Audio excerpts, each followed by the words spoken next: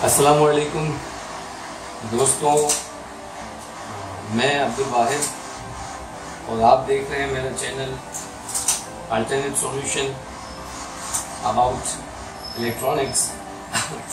Last time जो मैंने video आपको दिखाई थी, जो ख़ास बात मैंने आपको बताया था टाइमर के हवाले से, जो वायरिंग आपको गाइड की थी, तो वो टाइमर मेरे हाथ में अभी भी है, आप लोग देख सकते हैं। मैं इसी के हवाले से बात कर रहा था और मैंने अपनी वीडियो में कहा था कि आपको मैं बताऊंगा कि बिना लाइनअप के आप किस तरह अंदाज़ा लगा सकते हैं कि कौन सा तार क्या काम करता है। ठीक है, जिन्होंने मेरी पहले वीडियो देखी होगी, फर्स्ट जो मैंने अपलोड की थी, उसमें मैंने वाजे किया था कि बजर का जो काम होता है हमेशा टाइमर ऑफ मोड पे जाने के बाद होता है। तो जाहिर है, ये तो हमको पता है कि बजर का काम टाइमर के ऑफ मोड पे जाने के बाद ही होता है। अच्छा, तो अब हमें देखना ये है कि ये शुरू का जो पैर है 3 तारों का, जिसका हमने नाम दिया था कल बजर, मेन और सेलेक्टर कॉमन, तो हमें सबसे पहले तो इस चीज़ को मालूम करना है कि इस टाइमर के अंदर बजर का तार कौन सा है। फर्स्ट करें कि ये तीनों के तीनों लाल तार है। ठीक है, कल जब मैं लास्ट टाइम बात कर रहा था आपसे, मैंने आपको यही बताया था कि अगर सब लाल हो तो क्या करें। कम से कम आपके पास ये भी होना चाहिए कि अगर सब लाल होंगे तो आपको कोई दूसरा तरीका कैसे पता चलेगा। तो दूसरा तरीका मैं आपके पास लेके आया हूँ और आपको गाइड कर रहा हूँ। जब आपको सब लाल तार मिल जाए और फिर इस तरह के टाइमर में आपको देखना हो कि बजर का तार कौन सा है कि हम वायरिंग करें उसकी, तो इसके 2 तरीके हैं पता लगाने के। तो एक सीरीज में पता चल जाता है, ठीक है, लेकिन एक विदाउट सीरीज जो पता चल जाता है, मैं आपको वो समझा देता हूँ। तो पहले देख लें आप, ये ब्लू तार है, ठीक है, ब्लू तार है, ब्लैक है और ग्रे है। फॉर सपोज कि इसमें तीनों रेड है, मुझे मालूम करना है कि इसमें बजर कौन सा है। तो सबसे पहले हम टाइमर को ऑन करते हैं, लेकिन टाइमर ऑन करने से पहले हम देखते हैं कि इन तीनों कनेक्शनों के अंदर कंटिन्यूटी कहाँ पर शो हो रही है। अभी इस वक्त टाइमर बंद है और कंटिन्यूटी किसी में भी शो नहीं होनी चाहिए। इस वक्त किसी में भी कंटिन्यूटी शो नहीं होनी चाहिए। अगर आपस में कंटिन्यूटी इनमें शो हो गई तो इसका मतलब टाइमर आपका खराब है। ये देखें, आपको नजर आ रहा होगा, ये देखें मैंने ब्लू में लगाया है और ये सही करके दिखा देता हूँ आपको, ये ग्रे में लगाया है, लेकिन कोई बीप नहीं, कोई सिग्नल नहीं, कोई कंटिन्यूटी शो नहीं कर रहा। इसका मतलब ये कि ये आपस में शॉर्ट नहीं है। ठीक है, क्योंकि इनको काम तभी करना है, इनको कोऑर्डिनेट आपस में तभी करना है जब आप इनको यूज करेंगे, जब टाइमर ऑन होगा तब। आप देखें, ब्लैक के साथ भी चेक कर लेता हूँ इनको, ये देखें ब्लू के साथ नहीं बता रहा, ग्रे के साथ भी नहीं बता रहा। तो एक बात तो क्लियर हो गई कि हमारा टाइमर सही है, क्योंकि कंटिन्यूटी इनकी आपस में शो नहीं कर रहा। इन केस अगर ये कंटिन्यूटी ऑफ पोजीशन पे शो कर रहा होता, इसका मतलब आपकी वॉशिंग मशीन डायरेक्ट ही चल रही होती, ठीक है ना, क्योंकि ऑफ नहीं हो रही होती। अब मैं इसको दिखाता हूँ आप लोगों को कि बजर इसमें से कौन सा तार है, आपको कैसे पता चले। तो सबसे पहले टाइमर को ऑन करते हैं। अब देखें, आपको नजर आ रहा होगा, गौर से देखें तो देखें अंदर गरारियां चल रही हैं। तो इसका मतलब ये है कि ये ऑन हो चुका है। ठीक है, अब हमें देखना ये है कि कंटिन्यूटी कहाँ पर शो कर रहा है, किस तार पर शो कर रहा है। तो ये 3 तार वापस से हम सेटिंग से रख लेते हैं। असल में मेरे पास जगह का थोड़ा सा मसला है, तो प्रॉपर हो सकता है आपको ना दिख रहा हो, लेकिन मैं अपने से पूरी कोशिश कर रहा हूँ कि आपको क्लियर नजर आ जाए और कंफ्यूजन आपको ना हो। लेकिन खैर, इसके बाद भी अगर कंफ्यूजन हो तो आप मुझसे पूछ सकते हैं। देखिए टाइमर है, अब कंटिन्यूटी किन 2 तार में यूज हो रही है मेरे को वो चेक करना है। ये ब्लैक को पकड़ लेता, अच्छा ब्लैक, और ये ग्रे में मैं लगा देता हूँ।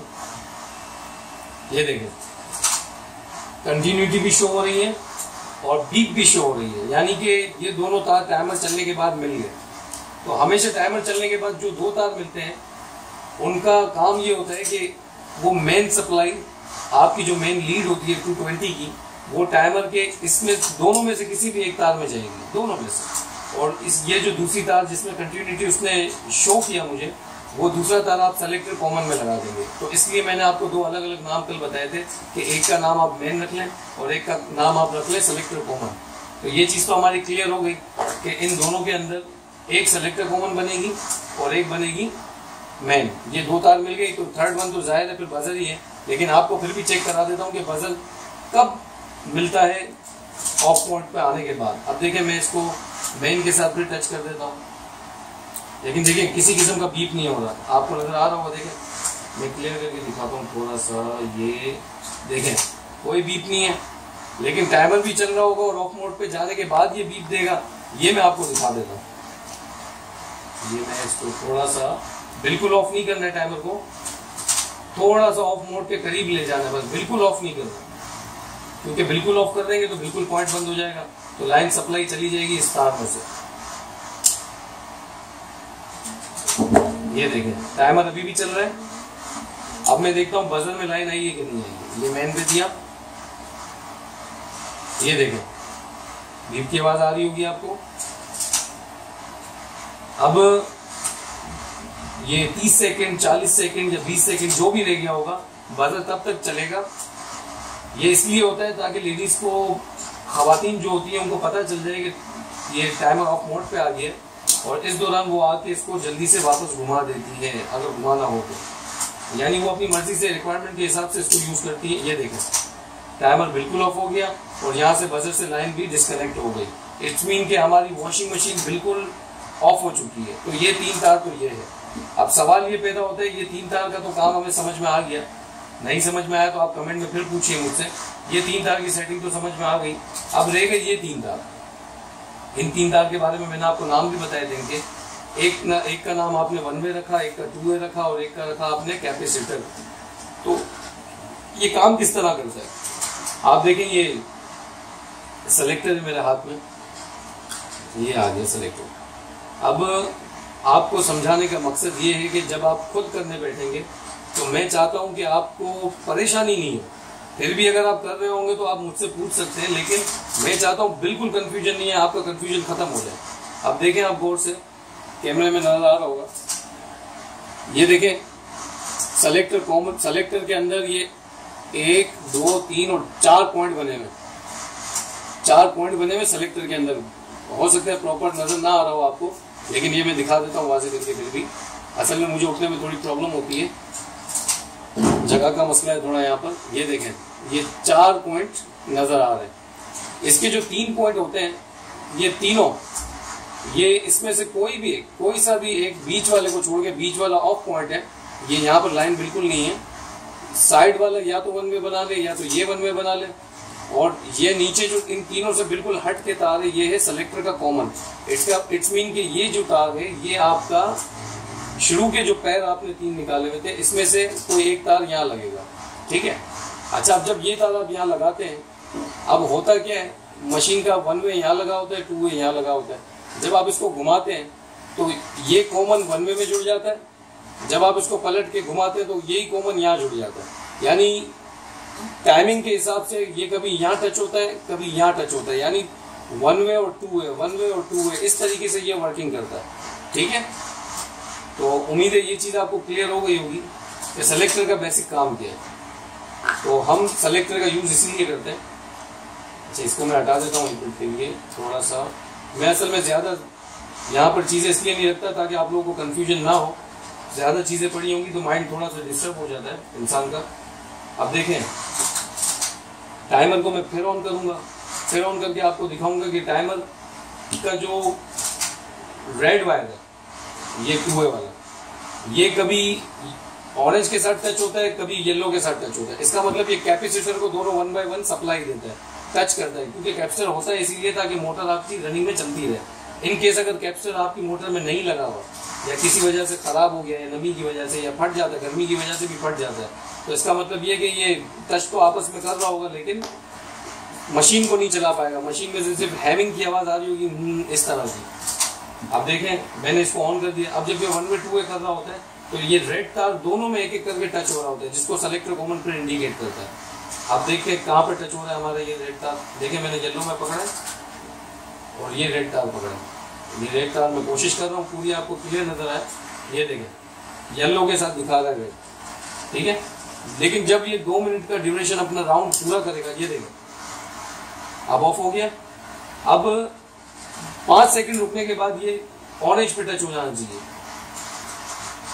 ये देखें हो गया। अब इस पे भी इंडिकेट कर रहा है, इसका मतलब हमारा टाइमर बिल्कुल ठीक है। ये भी इंडिकेट कर रहे हैं, ये भी इंडिकेट कर रहा है। अब कहने का मकसद ये है कि टाइमर के हवाले से तो आपने पूरा सीख लिया कि आज आखिर इसको बेसिक किया है। इसको अगर आप चाहो तो देखें, ये लो फ्रीक्वेंसी में यूज होता है क्योंकि बारीक तार है इसके, लेकिन आप इसके और भी बहुत सारे इस्तेमाल कर सकते हैं। वो मैं इंशाल्लाह आने वाली वीडियो में दिखा दूंगा आपको और क्या क्या इस्तेमाल है इन टाइमर्स के, ठीक है ना। अच्छा, टाइमर के बारे में आपको समझ आ गया, सेलेक्टर के बारे में आपको समझ आ गया। ये बजर मैंने रखा है, ठीक है। इसका काम सिर्फ बीप करना ही होता है, लेकिन इसको सिर्फ अभी रखा इसीलिए ताकि आपको वायरिंग के बारे में भी समझाऊं। अब मैं थोड़ा सा सामान को समेट लेता हूँ और ये देखें, ये बल्ब है, ठीक है, वॉशिंग मशीन में लगा होता है। ये मार्केट से भी आप लेंगे तो आपको मिल जाएगा बासानी। मैं सिर्फ आपको ये दिखाने के लिए बता रहा हूँ कि ये देखें, इस तरीके से डिजाइन किया हुआ होता है, नजर आ रहा होगा। यहाँ ये देखें मैंने लगा के रखा है एक पहले से। ये टाइमर है, इसके वायर भी हैं, सेलेक्टर है, इसमें भी वायर 3 लगे हुए हैं। ये बल्ब है, बल्ब के भी 2 वायर हैं, ठीक है। और ये घंटी है जो यहाँ होती है, अभी मैंने बाहर निकाल के रखी है, तो इसको भी मैं यहाँ रख देता हूँ फिलहाल। अभी मैं आपके लिए आसान कर देता हूँ थोड़ा सा, ताकि कंफ्यूजन ना हो, बिल्कुल भी कंफ्यूजन ना हो।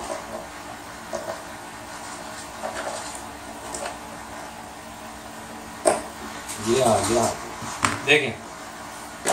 अब मैं जिस तरह सबको सिखाता हूँ आपको भी इसी तरह समझाऊंगा। आप बिल्कुल तारों के नाम और जो आपने नाम रखे थे वो आपको याद रखने पड़ेंगे। वो याद होंगे तो आप मजीद आगे चल सकेंगे, ठीक है।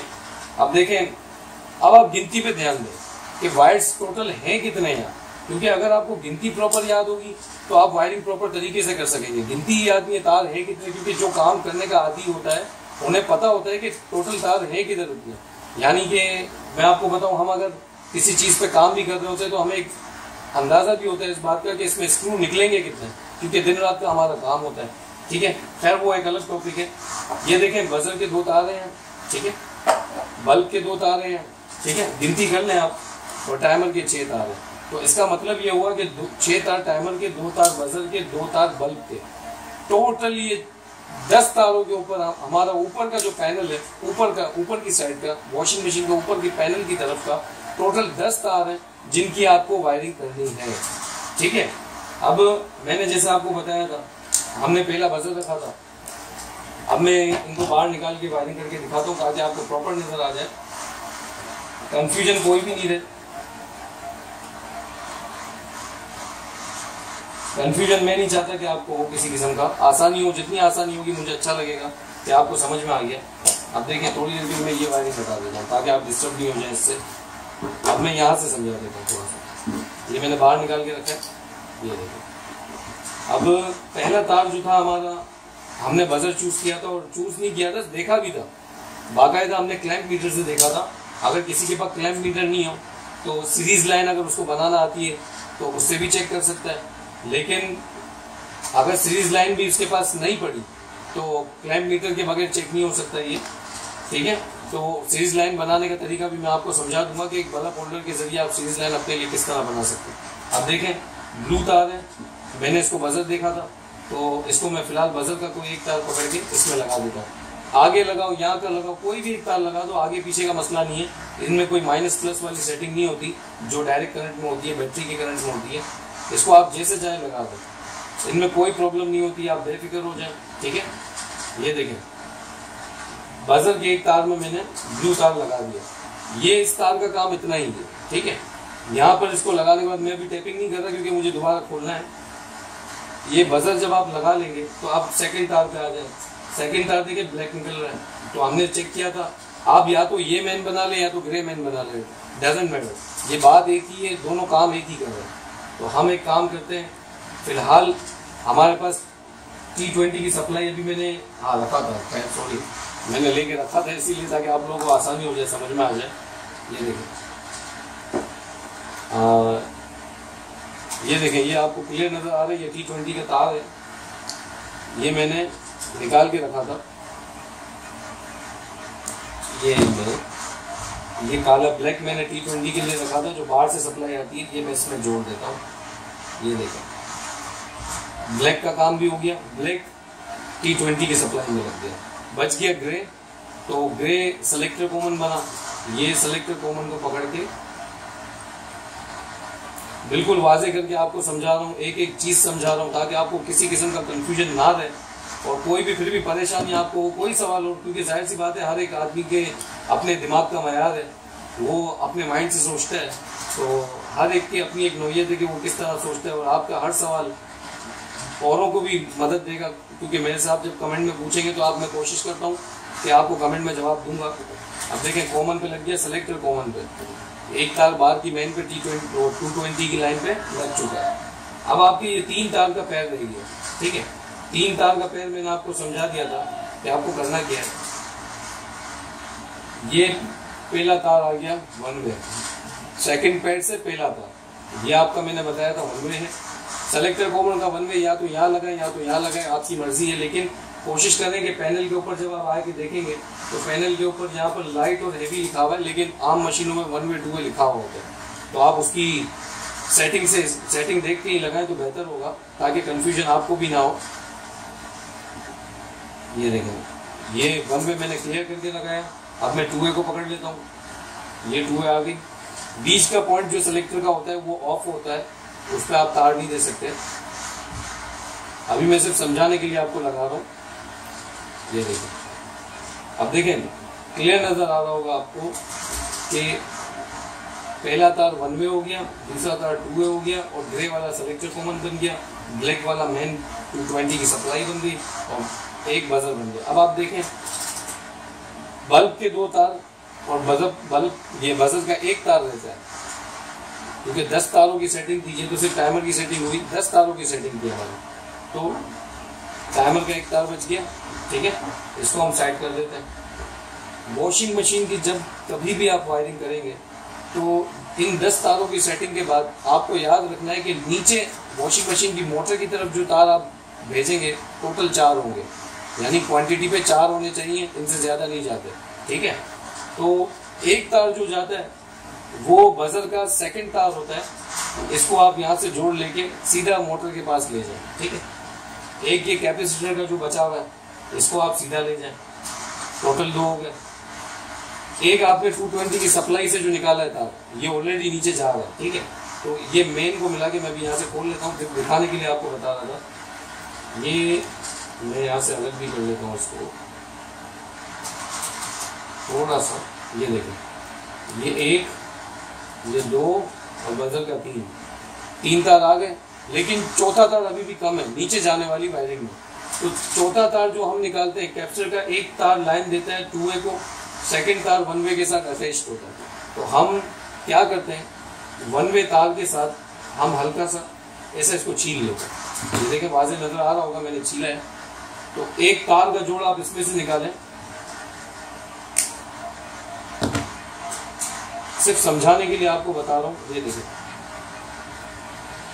ये देखें, ये देखें, ये एक जोड़ यहाँ से निकल गया, एक जोड़ यहाँ से निकल गया, 2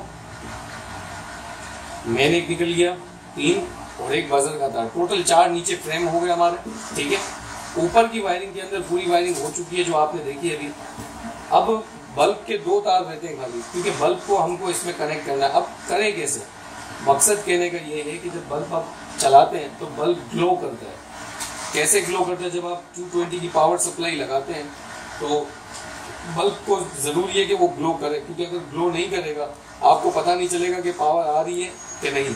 तो बल्ब को ग्लो कराने के लिए उसके जो 2 तार हैं, उसका 1 तार ये जो आपकी मेन लाइन है जो 220 से आ रही है इसमें जोड़ दें, ठीक है। और 1 तार जो नीचे बजर का जा रहा है, मैं फिर से रिपीट करता हूँ, जो तार बजर का नीचे जा रहा है उसमें जोड़ दें। तो मेन वायर से और बजर से न्यूट्रल और फेज बल्ब को दोनों मिल जाएगा। तो जैसे ही आपका 220 सप्लाई ऑन होगी, बल्ब आपका ग्लो करना शुरू कर देगा। इसका मतलब आपको इंडिकेशन मिल जाएगी कि पावर ऑन हो गया, ठीक है। तो ये जलता रहेगा। ये ऊपर की वायरिंग की सेटिंग है, ठीक है, जो मैंने आपको अभी समझाई। लेकिन फिर भी अगर कमी रह गई हो तो मैं फिर कहता हूँ आपको कि मुझसे कमेंट में पूछ लीजिए, जो भी कमी होगी मैं उसको पूरा करूँगा, जो आपका सवाल होगा मैं उसको जवाब दूंगा आपको। देखिए मेरी कोशिश यही है कि आप ये पूरा काम समझें, सीखें, आगे फैलाएं लेकिन मैं, आप यकीन माने, बड़े दिल से आज ये कोशिश कर रहा हूँ आप लोगों को समझाने की। मैं आप लोगों के लिए और बात वाज़ेह कर दूँ कि आजकल जो हालात है, जो वक्त है, सारी दुनिया को पता है, जितना ज़्यादा बच्चा पढ़ा लिखा होता है उतना ज़्यादा बदतमीज़ भी बनता है। लेकिन मैं चाहता हूँ कि आप बच्चों को, यानी फ्री उसके टाइम को आप मसरूफियत में डालें। बच्चा जब पढ़ाई भी करता है तो आप उनसे खुद कह सकते हैं कि बेटा ये प्रोजेक्ट जो है इसको बना के दिखाओ। लेकिन मैं दावे से कहता हूँ कि बच्चा जब एज अ प्रोजेक्ट इस चीज़ को लेना शुरू कर देगा तो मैं यकीन से कह सकता हूँ कि कल ये बच्चा बड़ा हो गया दुआ ही देगा, बुरा नहीं मनाएगा। वो कोशिश यही करेगा कि मेरे वालिदैन ने मुझे कम से कम प्रोजेक्ट की सूरत में जो चीज़ सिखा दी वो सारी ज़िंदगी मेरे काम आ रही है। क्योंकि आप देखें, जो लोग भी अपनी ज़िंदगी में आगे बढ़ चुके हैं आफ्टर मैरिड लाइफ, तो सबसे ज़्यादा तकलीफ उनको यही होती है कि उनको वॉशिंग मशीन का काम नहीं आता, उनको पंखे, फैन, ये इलेक्ट्रिसिटी के बोर्ड, स्विचिंग, सॉकेट वगैरह चेंज करना नहीं आते, उनको ब्रेकर लगाना नहीं आता, उनको प्रेस आयरन बनाना नहीं आता। तो ये सब इलेक्ट्रॉनिक होम अप्लायंसेस जो होती है उनको नहीं आता। तो सबसे ज़्यादा प्रॉब्लम उन लोगों को होती है जिनको ये चीज़ें नहीं पता। लेकिन मैं अपने चैनल के ज़रिए आप लोगों को ये तमाम चीज़ें सिखाऊंगा, स्टेप बाय स्टेप सिखाऊंगा। और आप लोग कोशिश कीजिए कि अगर बच्चे भी ये प्रोग्राम देख रहे हैं या वालिदैन देख रहे हैं तो आप कोशिश कीजिए कि बच्चों को एज अ प्रोजेक्ट इस चीज़ को समझाइए और उनको टास्क दीजिए कि ये करके दिखाओ। तो बच्चा जब इसमें मसरूफ़ होगा और अपने फारिग वक्त में जब ये सब प्रोजेक्ट करने बैठेगा तो आपको दिली खुशी आपको भी होगी, मुझे भी होगी। और बच्चा जब कल अपने जवानी के वक्त में पहुंचेगा तो यकीन करें आपको दुआई देगा कि आप माँ बाप ने मेरे को कहाँ से कहाँ ला के खड़ा कर दिया। क्योंकि उनको परेशानी, घरेलू परेशानी में नहीं आएंगे वो लोग, कभी भी नहीं आएंगे। बाकी जो मामलात हैं वो एक अलग मसला है, वो एक अलग टॉपिक है, मैं उसके मामलात में नहीं पड़ता। लेकिन देखिए, हुनर सारी ज़िंदगी आपके साथ जुड़ जाता है। अगर कल फर्ज करें कोई चोर भी अगर आपके घर आता है तो सारा सामान ले जाएगा, पैसा तक ले जाएगा, सोना तक ले जाएगा। लेकिन अल्लाह ताला ने जो हुनर की नेमत आपको दी है, ना वो चोर छीन सकता है, ना कोई दुश्मन छीन सकता है, ना कोई और शय। ठीक है, तो जो हुनर अल्लाह ताला ने आपको दिए है आप उसका फ़ायदा उठाएं। ऐसे तो अल्लाह ताला ने बहुत नेमतें दी है इंसान को बोलने के लिए। देखें, हम ज़बान है, ये बहुत सारे मामला है, अल्लाह ताला का जितना शुक्र अदा करें हम कम है। लेकिन खैर, मज़ीद डिटेल में नहीं जाता, मैं वीडियो लंबी हो जाएगी। इसके बाद जो वीडियो मैं आपको भेजूँगा, ये ऊपर के पैनल की वायरिंग मैंने आपको पूरी समझाई। इसके बाद वाली जो मेरी वीडियो आएगी अभी नेक्स्ट, तो उसमें मैं आपको समझाऊंगा कि जो 4 तार मैंने नीचे उतारे आपसे, जो 4 तारों के मजमूआ मैंने नीचे निकाला वायरिंग पर मोटर की तरफ, तो उन 4 तारों को नीचे क्या करते हैं। क्योंकि ये जो ऊपर नाम आपने इनके दिए थे ना, नीचे इनके नाम बिल्कुल चेंज है, तो उनके नाम अलग रखने पड़ेंगे आपको। ठीक है, उनकी एक सेटिंग है। जिस तरह टाइमर को मैंने इंडिकेट करना सिखाया, तो नीचे भी जब वायरिंग आपकी वॉशिंग मशीन के नीचे ड्रम पे जाती है तो वहाँ पर भी इसके नाम हमको बदलने पड़ते हैं और सेटिंग उसकी यहीं पैनल से करनी पड़ती है। तो उसकी सेटिंग मैं आपको समझाऊंगा इंशाल्लाह अगली वीडियो में, और मोटर के साथ बाकायदा अटैच करके बताऊंगा कि किस तरीके से मोटर हमारी वर्क करती है। तो ये सब चीज़ें ज़रूरी हैं। जब आप ये पार्ट्स को, इनकी वायरिंग को बखूबी समझ जाएंगे तो आप यकीन करें आप इन चीज़ों से खेलेंगे, ये आपको अच्छी लगेंगी चीज़ें। खैर, मेरी पूरी कोशिश है कि आपको तमाम चीज़ें सिखाऊं, तमाम बातें बताऊं। बाकी जो अल्लाह ताला की ज़ात बेहतर जाने, जो आपके नसीब के लिए बेहतर हो, जो मेरे नसीब के लिए बेहतर हो। ठीक है सर, तो दुआ में याद रखिएगा इस नाचीज़ को, दुआ की दरख्वास्त है। अल्लाह हाफिज़, अल्लाह ने